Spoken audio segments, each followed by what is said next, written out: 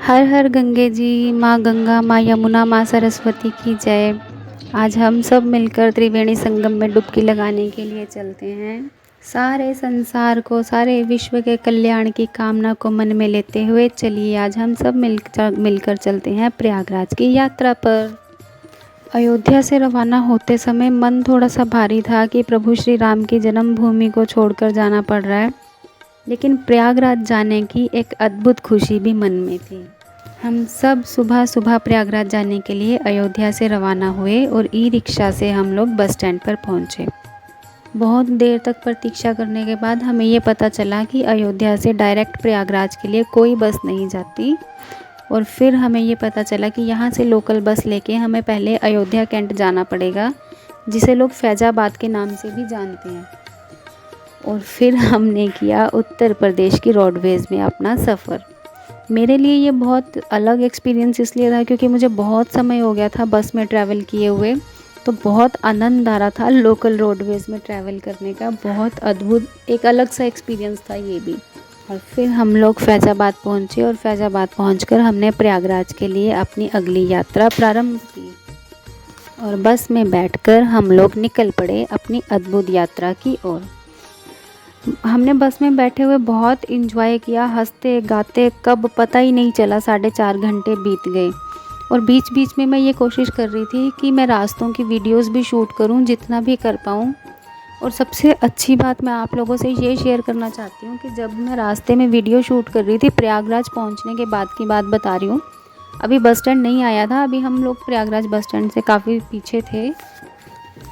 फिर भी खिड़की से देखने पे एक चीज़ नज़र आ रही थी कि जैसे रास्ते में हमें कई बार ब्रिज के नीचे से नदियाँ नज़र आती हैं, ऐसे ही मुझे नदियाँ नज़र आ रही थी। और उनके ऊपर एक जो मुझे स्पेशल चीज़ नज़र आई वो ये थी कि नदियों के ऊपर सिलेंडर वाले ब्रिज बनाए हुए थे। मैं ये देखकर बहुत आश्चर्यचकित थी। तो मुझे बस में बैठे हुए लोकल व्यक्ति ने बताया कि ये कदम उत्तर प्रदेश सरकार ने इसलिए उठाया है कि ये लोगों की सुविधा हो सके। जब नदियों का बहाव कम होता है तो इसके ऊपर से वाहन गुजरते हैं और लोगों के लिए सुविधा हो जाती है, उनके लिए शॉर्टकट हो जाता है।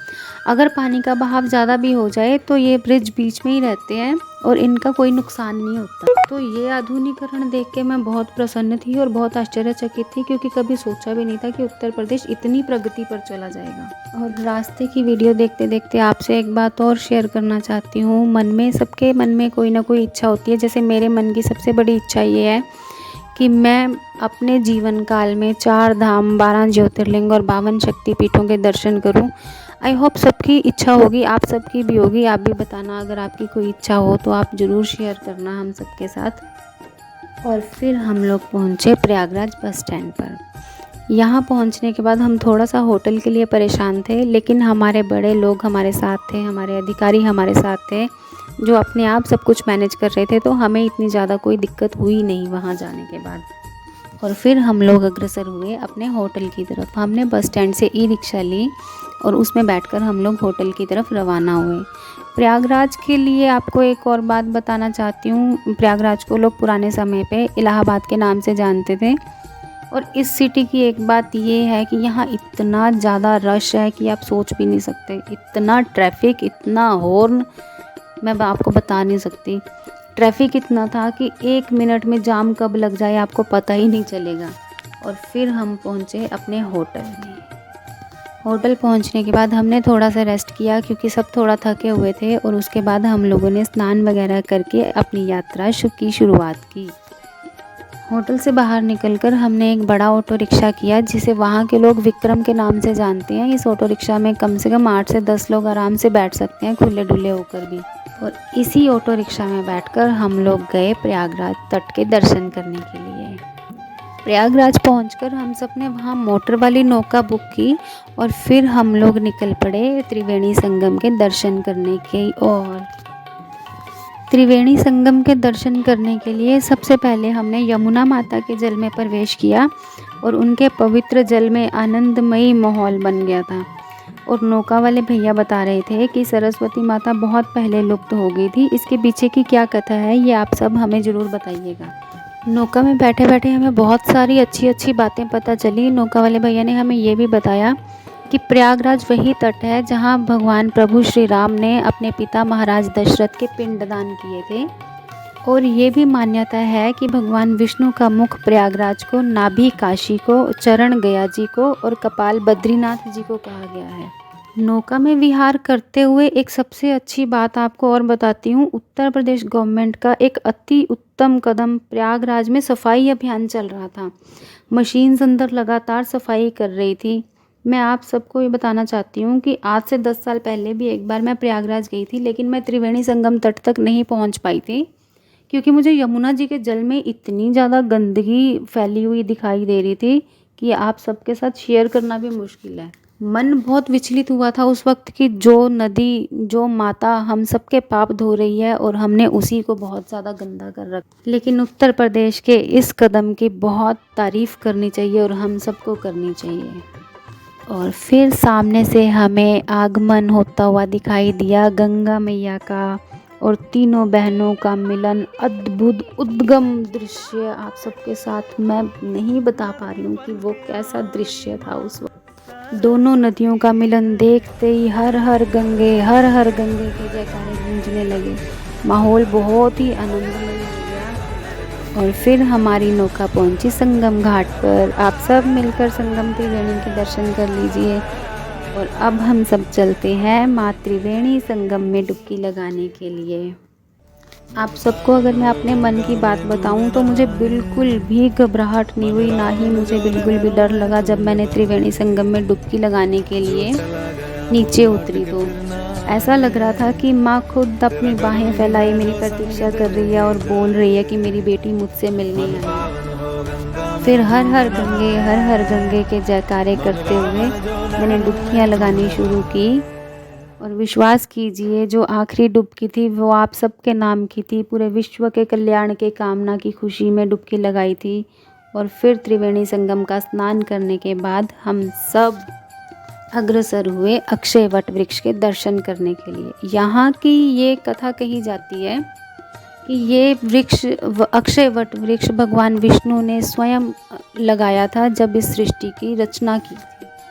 ये कहा जा सकता है कि इस सृष्टि का सबसे पहला वृक्ष यही अक्षय वट वृक्ष है। अंदर वीडियो बनाना और फ़ोटो खींचना बिल्कुल भी अलाउड नहीं था सिक्योरिटी पर्पज़ के लिए, इसलिए मैंने उस पर्पज़ को, उस प्रोटोकॉल को नहीं तोड़ा। आप सबसे माफ़ी चाहती हूँ कि आप सबको अक्षय वट वृक्ष के दर्शन नहीं करवा पाऊँगी। और उस जगह को लोग पातालपुरी के नाम से भी जानते हैं। अक्षय वट वृक्ष पातालपुरी के दर्शन करने के बाद हम लोग अग्रसर हुए बड़े हनुमान जी के मंदिर में दर्शन करने के लिए। और ये कहा जाता है कि ये वही जगह है जहाँ पर लेटे हुए हनुमान जी की मूर्ति है, क्योंकि कहा जाता है कि भगवान श्री राम की प्रतीक्षा करते करते हनुमान जी यहाँ सो गए थे। और जब भगवान श्री राम यहाँ पहुँचे तो उन्होंने इस भूमि को वरदान दिया था कि जो भी लेटे हुए हनुमान जी की मूर्ति के दर्शन करेगा उसे मेरा पर्याप्त आशीर्वाद प्राप्त होगा। यहाँ पर भी फ़ोटोग्राफी और वीडियोग्राफी बिल्कुल अलाउड नहीं थी, इसीलिए मैंने दोबारा से प्रोटोकॉल का ध्यान रखा। और आप सबसे दोबारा से माफ़ी चाहती हूँ कि आप सबको अंदर मंदिर के दर्शन नहीं करवा पाऊँगी। यहाँ से दर्शन करने के बाद हम लोग अग्रसर हुए माँ आलोप शंकरी शक्तिपीठ मंदिर की तरफ। जैसा कि अभी आप लोगों से मैंने शेयर किया था कि मेरी इच्छा है 52 शक्तिपीठों के दर्शन करने की, तो प्रयागराज पहुँचने के बाद अगर शक्तिपीठ के दर्शन ना हो पाते तो मेरी यात्रा सफल नहीं मानी जा सकती थी। शक्तिपीठ उन्हें कहा जाता है जहां माता सती के अंग गिरे थे, जब माता सती ने अपने आप को हवन में अग्निदाह कर लिया था और भगवान शिव उन्हें अपनी बाहों में उठाए यहाँ वहाँ घूम रहे थे। तब माता के अंग कटकर जहाँ जहाँ गिरे थे वहाँ वहाँ शक्तिपीठ बन गए थे। आलोप शंकरी माँ के शक्तिपीठ में माता सती के हाथों के पंजे गिरे थे और गिरते ही लुप्त हो गए थे, इसीलिए इसे आलोप शंकरी शक्तिपीठ कहा जाता है। इस मंदिर की एक खासियत ये है कि इस पूरे मंदिर में एक भी मूर्ति नहीं है, सिर्फ अंदर मंदिर में एक झूला लगा हुआ है जिसे लाल कपड़े से ढका हुआ है, लाल चुनरी से ढका हुआ है। और मान्यता ये है कि अगर इस झूले को नहीं भी झुलाया जाता तब भी ये झूला अपने आप झूलता रहता है। माँ की शक्ति है। और फिर हम सब अग्रसर हुए दूसरे शक्तिपीठ दर्शन करने के लिए। हालांकि सब लोग बहुत थक चुके थे, लेकिन मेरे आग्रह पर सब लोग ललिता मंदिर जाने के लिए अग्रसर हुए। और फिर हम पहुँचे दूसरे शक्तिपीठ माता जी के दर्शन करने के लिए, जिसे प्रयागराज में लोग ललिता मंदिर के नाम से जानते हैं।